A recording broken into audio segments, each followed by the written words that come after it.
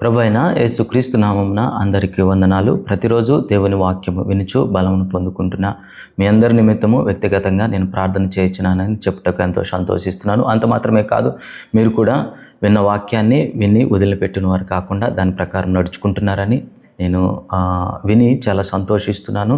అంత మాత్రమే కాదు, మీలో కొంతమంది ఈ యొక్క ప్రతిరోజు వస్తున్న ఈ వాగ్దానాలను మీ కుటుంబ సభ్యులతోనూ మీ స్నేహితులతోనూ మీరు షేర్ చేసుకుంటున్నట్లుగా నేను వింటున్నాను. దాన్ని బట్టి దేవునికి మహిమ కలుగును గాక. దేవుని రాజ్యములో నీవు నేను కూడా ఒక భాగస్థులము. మనమే దేవుని రాజ్యాన్ని కట్టాలి. ఏ రీతిగా నేను ఈరోజు ఉన్న సోషల్ మీడియాని మనము వినియోగించుకుంటూ దేవుని రాజ్యాన్ని కట్టాలి.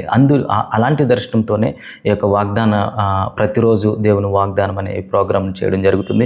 ఏదో ఒక రీతిగా సోషల్ మీడియా పర్టికులర్గా ఈరోజు అందరూ సోషల్ మీడియాలో వాక్యం వినడానికి ఎంతో ఇష్టంగా ఉంటున్నారు కాబట్టి ఈ ప్రోగ్రామ్ చేయడం జరుగుతుంది. దీన్ని ఆదరిస్తున్న మీ అందరికీ ప్రత్యేకమైన వందనాలు. మీ అందరి నిమిత్తం నేను ప్రార్థన చేయించున్నానని చెప్పుటకు మరోసారి సంతోషిస్తున్నాను.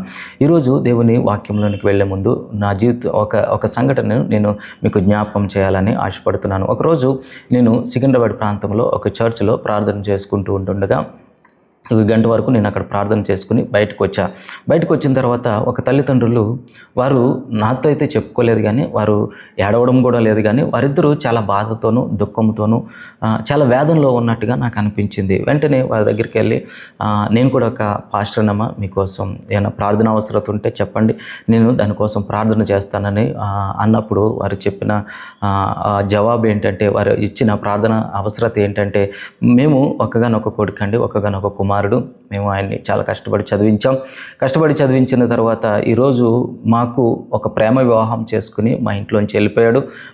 మాకు ఫోన్లో కాంటాక్ట్స్ లేడు. మేము ఎంత ట్రై చేసినా మమ్మల్ని చూడడానికి మా కొడుకు ఇష్టపడడం లేదు అని వాళ్ళు చెప్తూ ఎంతో బాధపడ్డారు. ఆ సంఘటన విన్నప్పుడు నాకు చాలా బాధేసింది, ప్రియ కుమార్తె. ఎందుకంటే అవును, ఈరోజు నువ్వు ఎంతో ప్రేమించే బంధువులు కానీ, ఎంతో ప్రేమించే రక్త సంబంధికులు కానీ, తల్లిదండ్రులు కానీ, కుమారులు కానీ, కుమార్తెలు కానీ నిన్ను విడిచిపెట్టేసి నువ్వు బాధపడుతున్నావేమో. ఆ తల్లిదండ్రులు పడుతున్న ఆ బాధ, ఆ వేదన ఈరోజు నువ్వు కూడా అలాంటి మార్గంలో వెళ్తూ ఉండవచ్చు. కానీ నీకు ఒక శుభవార్త.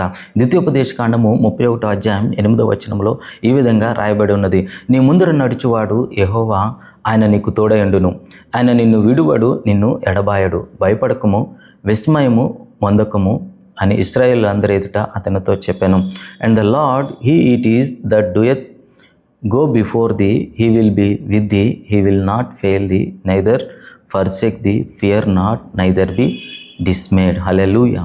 ఈ దేవుని వాగ్దానము ఏం సెలవిస్తుందంటే, నువ్వు అనేక మంది చేత విసర్జింపబడి అనేక మందికి దూరం అయిపోయేమో, మీ నిమిత్తము, మన నిమిత్తము దేవుని వాక్యం ఏం సెలవిస్తుందంటే, ప్రియ కుమారుడా, కుమార్తె, నువ్వు భయపడవద్దు, నీ ముందర నేను నడుచుచున్నాను. అందరూ విడిచిపెట్టేశారనుకుంటున్నా నీకు, నీ ముందర నీ భవిష్యత్తు ఏంటో అర్థం కాని నీకు దేవుని వాక్యం సెలవిస్తుంది, నీ ముందర నేను నడుచుచున్నాను. హల్లెలూయా. నీ మార్గంలో, నా మార్గంలో, నీ ముందున్న జీవితంలో, నా ముందున్న జీవితంలో అన్ని విషయాల్లో కూడా ఆయన మనకు తోడుగా ఉండి మన ముందర నడుచుచు, మన ముందున్న ఎత్తు పల్లములు ఏవైతే, మన బాధలు దుఃఖములు ఏమున్నాయో వాటన్నిటినీ సరిచేయుటకు ఆయన మనకంటే ముందుగా నడుచుచున్నాడు. హల్లెలూయా. కనుక నువ్వు ఒక్క అడుగు ముందుకేస్తున్న నీ ముందు దేవాతి దేవుడు ఉన్నాడు.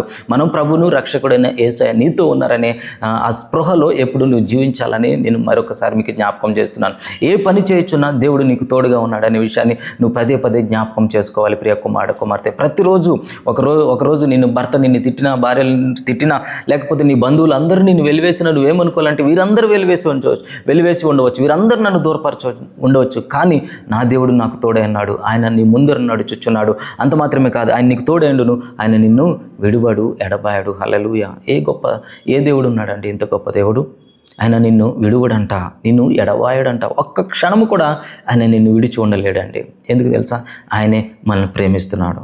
చూడండి, మనం ఒక్కోసారి కొంతమందిని ప్రేమిస్తూ ఉంటాం, మన కుమార్తెలను ప్రేమిస్తూ ఉంటాం, లేకపోతే మన భర్తలను ప్రేమిస్తున్నప్పుడు వారు ఒక్క క్షణం మనకు దూరమైనా మనం తట్టుకోలేం. ఒక క్షణం, ఒక రోజు వారు బయటికి వెళ్ళినా, లేకపోతే ఒక గంట వారు బయటికి వెళ్ళినా మనము తట్టుకోలేని పరిస్థితిలో ఉంటాము. అలాంటిది దేవాతి దేవుడు ఏమంటున్నాడంటే, ఏ రీతిగా అయితే నువ్వు నీ బిడ్డల విషయంలో, లేకపోతే నీ బంధువుల విషయంలో, నీకు ఇష్టమైన వారి విషయంలో నువ్వు ఏ రీతిగా అయితే వాళ్ళు దూరమైనప్పుడు బాధపడుతున్నావో, అలాగే ప్రియ కుమారుడా, కుమార్తె, నీ విషయంలో కూడా నేను అంతే ఆతృతగా ఉన్నా అంతే రీతిగా నేను నిన్ను ప్రేమిస్తున్నాను. నిన్ను ఒక్క క్షణము కూడా విడిచిపెట్టడానికి, నిన్ను ఎడబాయడానికి నాకు ఇష్టం లేదు అని దేవాతి దేవుడు సెలవిస్తున్నాడు. హల్లెలూయా. అవునండి, మన దేవుడు మన కోసం ప్రాణం పెట్టిన దేవుడు. లోకము కోసం, లోకంలో ఉన్న ప్రతి మానవుని కోసం ఆయన ప్రాణం పెట్టి ఉన్నాడు. నీ పాపముల కోసం, నా పాపముల కోసం ఆయన కల్వరి సిలువలో తన జీవితమును త్యాగము చేసిన గొప్ప దేవుడు. అంత మాత్రమే కాదు, మరణమును జయించి తిరిగి లేచిన దేవుడు మన గొప్ప దేవుడు. కనుక ఈ దేవాతి దేవుని గురించి, యేసయ్యను గురించి వివరించుటలో, చెప్పుటలో సిగ్గుపడవద్దు. ఎందుకంటే వారి పాపముల నిమిత్తము ఆయన మరణించి ఉన్నాడనే వార్త ఎప్పుడైతే అన్యజనుల చెవుల్లో పడుతుందో వారికి కూడా రక్షణ అనే విత్తనం పడుతుంది. అది మలవడానికి ఆస్కారం ఉంది. కనుక మనం ఏ రీతిగా అయినను వాక్యము ద్వారా ఒక విత్తనం వేయాలి, ఏ రీతిగా అయినను. కనుక ప్రియ కుమారుడు, కుమార్తె, ఈరోజు వాగ్దాన ప్రకారంగా అనేక మందికి దూరంగా ఉండి, ఒకప్పుడు మా బిజినెస్, మా కుటుంబం మంచిగా ఉన్నప్పుడు అందరూ మమ్మల్ని ఆదరించారు. కానీ ఈరోజు మాకు ఉన్న ఆస్తులను మేము కోల్పోయినప్పుడు అందరూ మాకు దూరం అయ్యారని నువ్వు బాధపడుతున్నావేమో. దేవుని వాక్యం సెలవిస్తుంది, భయపడకము, దిగులు పడకము. హల్లెలూయా. ఆయన నిన్ను విడువలేదు, ఎడబాయలేదు. ఆయన విడిచిపెట్టే దేవుడు కాదు, నిన్ను ఎడబాసే దేవుడు కాదు, ఒక్క క్షణం కూడా విడిచిపెట్టే దేవుడు కాదండి. కనుక ఈరోజు నీ ఉద్యోగం నిమిత్తము ప్రయత్నాల్లో ఉన్నావా? నీకు దేవుని వాక్యం సెలవిస్తుంది, భయపడవద్దు, ఆ ఉద్యోగం నీకు తప్పకుండా వస్తుంది. బ్రదర్, నేను ఏమీ చదువుకోలేదు, ఎలా నా కుటుంబాన్ని పోషించుకోవాలి? అవును, చదువుకున్నా చదువుకోకపోయినా మనకంటూ ఒక కుటుంబం ఉంటుంది. ఆ కుటుంబాన్ని పోషించుకోవాల్సిన బాధ్యత మనకుంటుంది. మనం ఎప్పుడైతే ఒక బాధ్యతయుతంగా ఒక పని చేస్తామో ఆ పనిని దేవుడు ఆశీర్వదిస్తాడు. అంతేగాని ఉపవాసం ఉండి ఏ పని చేయకుండా బద్ధకంగా ఇంట్లో ఉంటూ దేవానని పోషించు అంటే మన దేవుడు పోషించే దేవుడు కాదు. ఎందుకంటే ఎడారిలో ఉన్నప్పుడు పోషిస్తాడు. ఇంక నీకు అక్కడ ఏది లేదు ఆస్కారం, ఇంకా ఈ ప్రార్థన తప్ప ఇంకేది లేదు అనే పరిస్థితులకు వెళ్ళినప్పుడు ఆయన నీకు సహాయం చేస్తాడేమో. కానీ సమాజంలో బ్రతుకుతూ ఏ పని చేయకుండా ఇంట్లోనే కూర్చుని ఏ పని చేయను, కానీ నాకు ధనం రావాలి, నేను పోషించబడాలి, నా కుటుంబం పోషించబడాలి. ప్రభువా, ఆకాశ పక్షులను చూడుడి, అవి విత్తవు కోయి వాటిని పోషించిన దేవుడు నన్ను పోషిస్తాను కనుక నేను ఏమీ పని చేయను, నేను ఇంట్లోనే ఉంటాను, నన్ను పోషించు. నో, ఆ రీతిగా ఆయన పోషించడు. ఏదైనా చిన్నది చేయి, ఏదైనా చిన్న ఉద్యోగం చేయి, ఏదైనా చిన్న పని చేయి, రోజువారి పని అయినా చేయి, దేవుడు నిన్ను దాంట్లోంచి లేవనెత్తుతాడు. హల్లెలూయా. రోజువారి పని చేసిన వాళ్ళు కూడా ఈరోజు కొంతమంది గొప్ప గొప్ప కాంట్రాక్ట్ లైన్ వాళ్ళను నేను చాలామందిని చూస్తూ ఉన్నాను. అనేక మంది సాక్ష్యాలు కూడా వింటూ ఉన్నాను. కనుక ప్రియ కుమారుడా, చిన్న పనైనా నువ్వు మొదలుపెట్టు. ఆ మొదలుపెట్టిన పనిలో ఆయన నీకు తోడుగా ఉన్నాడు అనుకో.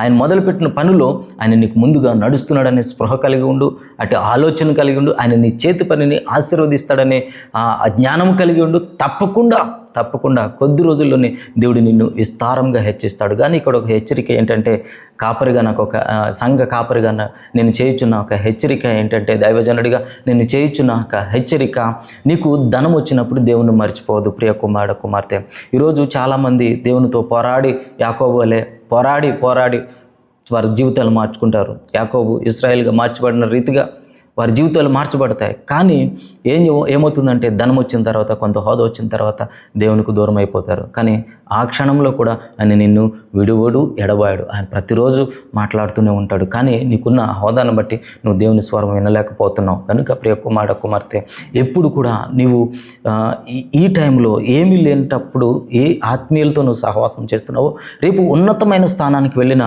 అదే ఆత్మీయులతో సహవాసం చేయి, అదే సంఘంలో నాటబడు. అప్పుడు నిన్ను దేవుడు ప్రతిదానిని నిన్ను జ్ఞాపకం చేస్తాడు. కొంతమంది ఒక సంఘంకి వచ్చిన తర్వాత, ఆశీర్వదించబడిన తర్వాత వేరే సంఘానికి వెళ్ళిపోతూ ఉంటారు. అనుకుంటున్నారేమో, వెళ్ళడం తప్పు కాదు, తప్పని నేను అనడం లేదు. కానీ నువ్వు ఏ సంఘంలో అయితే స్థాపించబడ్డావో, ఏ సంఘంలో అయితే స్థాపించబడి ఎదిగావో, ఆశీర్వాదాన్ని చూసావో, ఎప్పుడైతే ఆ సంఘంతో కట్టబడతావో, అక్కడున్న పరిస్థితులను చూసినప్పుడల్లా నీకు జ్ఞాపకం వస్తుంది, ఒకప్పుడు నేను ఈ స్థితిలో ఉన్నా, దేవుడు నన్ను ఎంతగా హెచ్చించాడు అని ఆ సాక్ష్యమును నీకు ఎప్పుడు జ్ఞాపకం చేస్తూ ఉంటుంది. కనుక ప్రియ కుమారుడు, కుమార్తె, హోదా పెరిగిందని పాస్టర్లు మార్చేకు, సంఘ కాపర్లు మార్చేకు, సంఘాలని మార్చివేయకు. అక్కడ ఆశీర్వదించిన దేవుడు అక్కడే నిన్ను స్థిరపరుస్తాడు.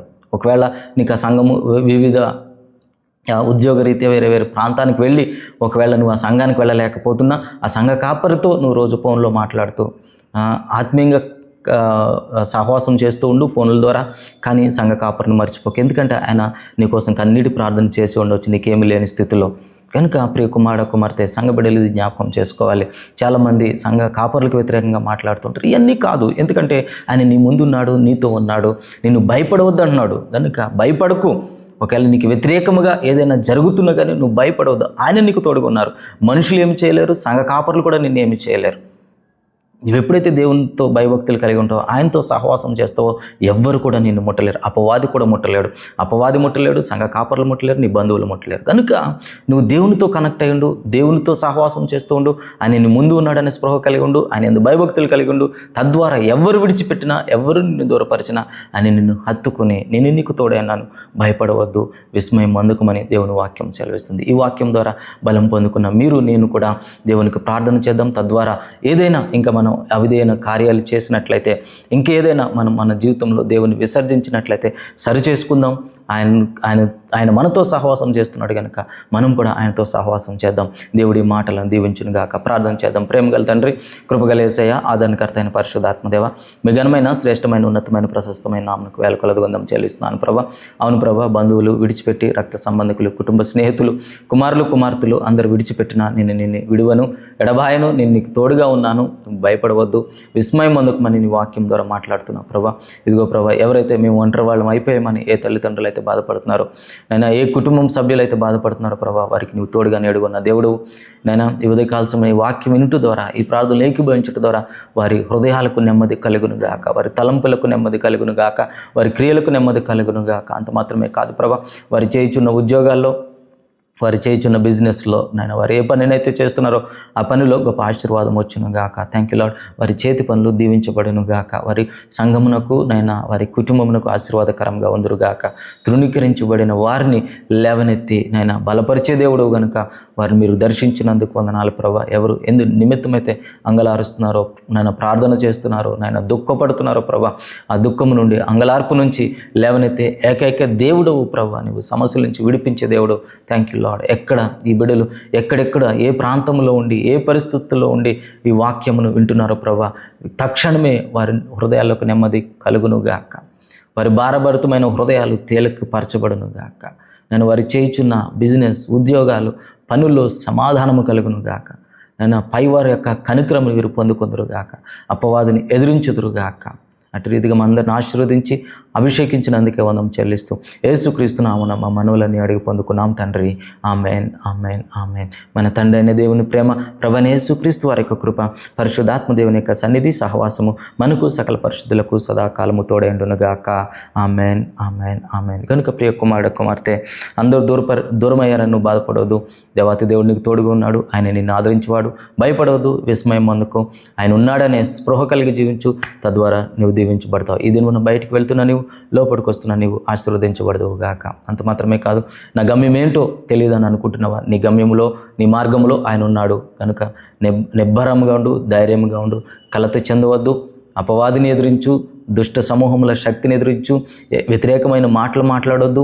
అంత మాత్రమే కాదు, ప్రతి విషయంలో ప్రార్థన విజ్ఞాపనతో ముందుకు వెళదువుగాక. నీ బిడ్డలు దీవించబడుదురుగాక. ఉద్యోగం లేని బిడ్డలకు ఉద్యోగములు కలుగునుగాక. గర్భఫలం లేని బిడ్డలకు గర్భఫలం కలుగునుగాక. వివాహాలు జరిగిన బిడ్డలకు వివాహాలు జరుగునుగాక. దేని నిమిత్తమైతే నువ్వు ఆశపడుతున్నావో యేసుక్రీస్తు నామమున నీ ఆశ నెరవేర్చబడునుగాక, తీర్చబడునుగాక. దేవుడి మాటలను దీవించునుగాక. అందరికి వందనాలు. షాలోమ్.